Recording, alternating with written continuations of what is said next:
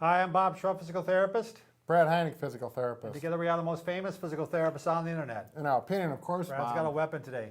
Okay, today we're going to do another video for Clement. I believe he's from Russia. His dad had a stroke, and we're going to show him another thing to work on here, which is going to help with performing transfers. Sit to stand? Yep, sit to stand. And again, this falls in the type of rehab which is called functional training. You're training the body to perform a specific task. And they have found, research has found that this has been the most successful type of stroke training because it's practical and you're reinforcing something that the patient probably already knew how to do at some time. Right. So this is what you're going to need here. What we would prefer that you do, we're going to work on going from sit to stand. And this is the weak leg, by the way. We forgot to put down the red stuff, but that's okay. Yeah. This is the weak leg and the weak arm. What we prefer that is that you're going to have something that the patient can grab onto that's solid. Right. Now, if you have a grab bar on the wall already, that would work great. It might be worth the money to even spend, to have one attached to the wall, Right. maybe in a spot where you could use it, because you need something for that patient to really pull up on to start off with. Right. So in this case, we're just going to use this to represent a grab bar that's mounted to a wall, yeah. imaginary wall that's here. Or this is Brad's stripper pole. So Wow. anyway, what you're going to want to do, if you don't have that as an option, you could grab onto a countertop or even a sink. That would probably work. And as they get stronger, a solid armrest Right. may be enough. But initially, you need more leverage. Yes, you do. Okay. The first thing, as far as where you're going to talk about positioning in the chair itself. When you're going to try to get somebody up from the chair, first thing you got to realize, it's very difficult to get up from the chair from the back of the chair. You got to have the butt forward a little bit. When we get out of chairs, what's the first thing you do, Brad? You kind of move your butt forward, Right. don't you? So we go out to here. It's much easier to stand from here than it is from the back, right? So we have two people. There's two ways you can have a person get their butt forward. One is just to lean back and kind of slide their butt forward. If they can't do it, why don't you go back again, Brad?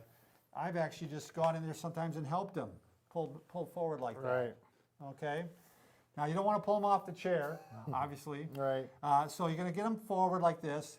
And the next thing is on the positioning thing here is you're going to want to make sure the bar is far enough away that when he grabs it, that he's going to be kind of putting his nose over his toes. Right here. Because that's the other thing. It's very hard to get up straight up like this. Right. You need that lean forward. Yep.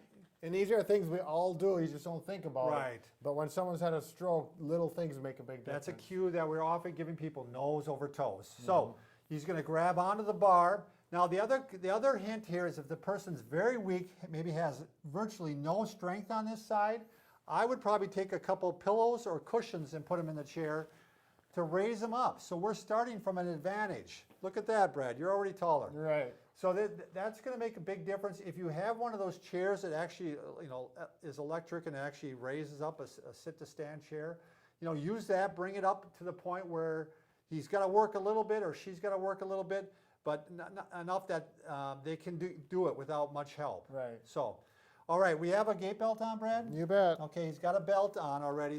That's one thing I can grab onto. Where am I going to be? Now, the first time you're going to do this, especially if he is very weak on the leg, most people do have some push on the leg. They may not have anything else, but they usually have some push. You're going to maybe want to have two people even there. Right. So what I'm going to do is I'm going to block this weak leg by maybe putting my knees on each side of his knee. That's one way to do it. Or sometimes I go like this. I cross over. Sometimes I go over like this. Whatever works comfortably for you.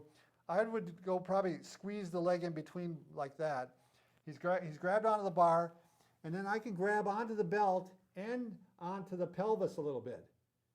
And this often may be in a sling or something. Right. Correct, Brad? Right. This arm is flaccid. Right. So the cue is, okay, Brad, lean forward, and now we're going to go ahead and stand up. And pull yourself up. And I can help this leg, and I can hold up this pelvis, and he's holding on the other side. So we got both sides covered. Then you go right back down again. And you're going to try to do some repeats. Just be careful. Yeah, on under this. the arm, yeah. If the arm is flaccid, you can hurt their shoulders. I'm so- not pulling on the arm here, I'm just kind of steadying against his body. Right. The belt is where you're pulling Right. from the waist. You could even go like this. Right. And that might even be better, a better place for you to Yeah. be. So you're going to keep doing these repeats, over time until you get to be fairly decent at it, where Right. your strength is built up. If nothing else, maybe your trunk strength and your right leg strength is enough that you can pull up fairly easy. And you'll see that what Bob is doing with his knees against mine is very helpful, and all therapists are Yeah. good at that because we do it a lot. Right. And so if you haven't done this, be patient with yourself because your technique can make a big difference. So, it might take a You'll few. get better over time with it. Exactly. So after you've become good at that, what then next thing you're going to try to get good at is just actually pushing up from the chair itself. And that way, eventually, you're going to be able to perform transfers no matter where you're at. If you're in the wheelchair. So now he's going down, come down again. If I'm still right here, and now we're going to go ahead, I'm going to grab here. Okay, Brad, go ahead and stand up, nose over the toes. And we're working on that. So we're going to do repeats on that. We can do, again, you can do 3 sets of 10 of these. You can Sure. do 10 if you, now by then, at that point, we get them up. And now we're going to want to start working on standing balance. And one of the things we're going to work on is weight shifting. Right. Because he's going to want to take most of the weight on his right leg. He's going to want, and again, you can probably have his arm on something to steady himself, maybe a walker, or we'll use the back of the chair here. And now we're just going to work on shifting the weight back and forth. So he's putting some weight on that involved leg. And people often kind of neglect it. You're going to have to give verbal cues and maybe even pull over Yep. and make the person get some Rocking weight back through and there. forth. You Just, can even- just be careful for this. Right. Yep. And that's why I got both hands on Yep. the belt. This knee might have to cross in Yeah. front of there. Well, you can go like this. Yep, something to, Yep. you'll get a feel for that if that knee's wobbly. If they're that weak, probably 2 people. I've had one person stand there just to make sure. Yep. Just hold on the knee. Yep, even. get down on their knees and hold and make sure it's supported. And if you're starting to get some strength in that leg, then at some point you even want to let go with the arm and maybe reach for things. Sure. Trying to work on the balance. Over here. Once the balance has improved to the point where you're feeling pretty solid about this, then we can work on that next step, which is, he reaches, actually I'd like to have a chair with an arm on it We're probably. just gonna, Switch arms, yeah. yeah, armchairs are much better. Yeah. So now when he gets up, he's going to go ahead and reach for that arm. He's got something solid. And again, I can support that knee. He can take that step and he can just turn and pivot right into the chair. But the key here is, even if there's no strength in that leg at all, is to do those repeats. So you can get, if nothing else, the right leg is going to get stronger.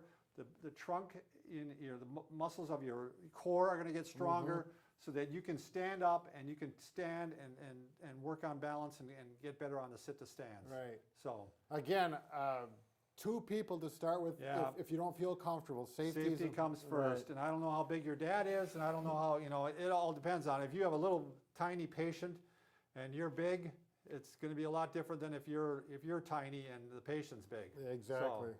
So all right, I'm going to be a struggle if I ever have a stroke, because look how tall I am, Brad. Yeah, People are exactly.